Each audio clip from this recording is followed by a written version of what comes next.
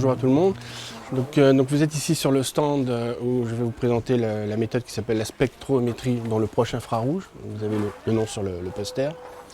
Alors pourquoi on a développé ce type de méthode? Il faut savoir que le coût des analyses de laboratoire, à peu près 100 € pour un fourrage, une analyse, donc ne permet pas de les multiplier autant qu'on le souhaiterait pour capter toute la variabilité spatiale et temporelle de la qualité des fourrages.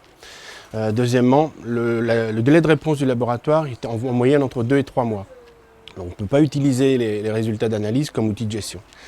En plus, on voulait développer une méthode qui puisse être utilisée chez l'éleveur, de manière à pouvoir analyser le fourrage directement en élevage et restituer un conseil directement, immédiatement en temps réel. C'est pour ça qu'on a développé ce type d'outil. Alors, je vais vous présenter le fonctionnement, dans un premier temps, de la spectrométrie, le principe de fonctionnement. Ensuite, on fera donc quelques spectres. Ces spectres, j'ai déjà commencé avant que vous arriviez, on les transpose dans des outils qui permettent d'évaluer la valeur nutritive des fourrages et on fait du rationnement. C'est-à-dire qu'on va être capable de dire, pour ce fourrage-là, si une vache laitière ne mange que ce fourrage-là, quelle quantité de lait elle va produire. Ça va être tout le cheminement qu'on va voir ensemble. Alors le principe de la spectrométrie dans le proche infrarouge, donc cet appareil que vous voyez ici, qui est en dessous de l'ordinateur, émet de la lumière. Donc la lumière à la fois visible et infrarouge. Ce que vous voyez, c'est la lumière visible, mais ça, on ne va pas l'utiliser du tout. On va utiliser que la fraction infrarouge. Donc si vous voyez, regardez le spectre de la lumière dans le visible et l'infrarouge, tout ce qu'il y a en dessous de 1100 nanomètres, on ne va pas l'utiliser, c'est la partie visible. On ne va utiliser que ce qui est entre 1100 et 2500 nanomètres, c'est-à-dire 1400 longueurs d'onde qui correspond au spectre infrarouge. Donc qu'est-ce qu'on fait? On envoie de la lumière sur le fourrage directement.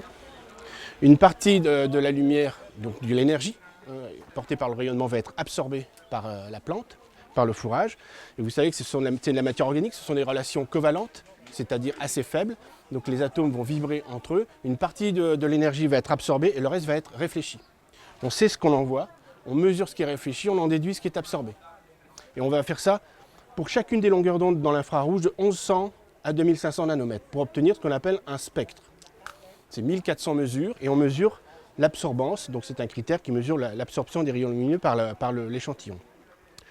Une fois qu'on a ce spectre, on n'a pas grand-chose. On compare ensuite ce spectre à une base spectrale qu'on a par ailleurs. Donc sur ce type de fourrage vert, on a à peu près une base de 450 échantillons pour lesquels on a à la fois le spectre infrarouge et pour lequel on a l'analyse de référence du laboratoire qui nous donne les protéines, qui nous donne les cendres, les matières organiques, la cellulose et tout un ensemble de composés chimiques. Et c'est en rapprochant, en comparant ce spectre au spectre de la base qu'on va définir la composition de l'échantillon. Donc c'est une méthode indirecte. Une fois qu'on a le spectre, on n'a pas grand-chose. Il faut toujours donc comparer ce spectre à tout un ensemble de spectres contenus dans la base. Donc je prends. Prendre un échantillon ne prend pas beaucoup de temps. Donc voilà, donc 2-3 secondes. Et vous avez une première prédiction de la composition. Vous avez par exemple la cellulose 34-45%, le pourcentage de matière sèche d'abord de 25%, donc on a bien un fourrage vert, très riche en eau, 25% de matière sèche.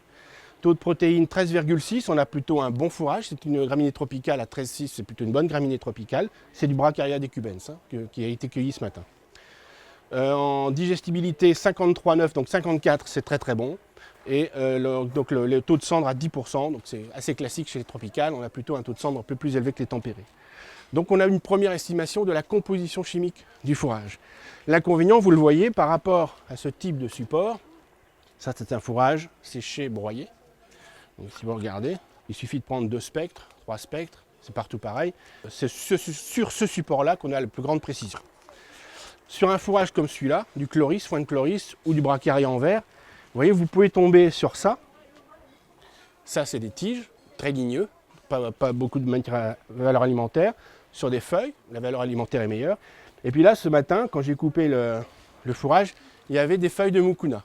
Ça, c'est une légumineuse. Si je mets le spectre dessus, je vais le faire devant vous d'ailleurs, c'est sûr qu'en protéines, on ne va pas avoir le même résultat. Une légumineuse est riche en protéines. Là, on était à 13 sur le fourrage. Ici, on est à 22. Vous voyez le biais qu'on a. Le fourrage est hétérogène et donc pour contrer ou compenser cette hétérogénéité, on va faire une trentaine de spectres sur un échantillon comme celui-là. Bien sûr, je ne vais pas le faire ici, les 30 spectres, mais l'idée c'est de multiplier le spectre pour prendre en compte l'hétérogénéité de l'échantillon. C'est le seul désavantage ou inconvénient de la méthode face à des échantillons qui sont comme ça hétérogènes. Donc on a toute une série de spectres, comme celui que je vous ai montré là. Et donc ce que j'ai fait avant que vous arriviez, c'est que j'ai pris l'ensemble des spectres que j'avais mesurés avec cette machine pour le transposer sur un autre ordinateur. On est en train de construire l'outil, donc il n'est pas encore complètement achevé, je ne suis pas capable de faire tout sur la même machine, mais une partie est transpirée. Mais à terme, on fera tout sur la même machine. Donc ce que j'ai fait, j'ai pris les 30 spectres que j'avais mesurés et je les ai importés dans un utilitaire qui me montre la variabilité. Je ne sais pas si vous la voyez de loin. Et vous voyez, donc ça, j'avais fait combien d'analyses? En tout, j'avais fait 16 analyses. Il y en a qui sont à 5, un peu plus de 5, il y en a qui sont à 25.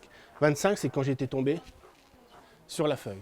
Je peux décider, à ce niveau-là, donc sur la base de la protéine, de retirer les valeurs aberrantes, que j'estime aberrantes, soit les plus faibles, soit les plus grandes, et de garder les spectres que je juge intéressants. Mais il faut faire attention, il ne faut pas non plus prendre en compte l'hétérogénéité du fourrage, il ne s'agit pas d'éliminer les plus faibles. Et donc j'en déduis la composition moyenne de l'échantillon que j'ai, donc à la fois pour les protéines, différentes fractions de fibres, le taux de matière sèche, la digestibilité et la cellulose, et le taux de cendre. On reste dans la composition. Je transfère ces résultats dans un petit utilitaire qui va me donner la valeur nutritive. Alors je ne sais pas si vous êtes habitué à ces notions d'unité fourragère lait, unité fourragère viande, protéines digestibles dans l'intestin. Donc ce sont des unités qu'on utilise pour faire du rationnement. C'est-à-dire, on fait la relation entre la composition d'un fourrage et la production laitière. Voilà. Donc j'ai rentré ces valeurs de composition. Il ne me reste plus qu'une valeur à rentrer. Et donc ça me donne la composition, la valeur nutritive du fourrage. On a un fourrage qui fait 0,65 unités fourragères lait, donc plutôt une bonne graminée tropicale. En azote, c'est pas mal aussi, entre 82 et 92. Un encombrement de 1,17. Alors l'encombrement, il est toujours élevé sur les tropicales. Ça, c'est une caractéristique de ces espèces.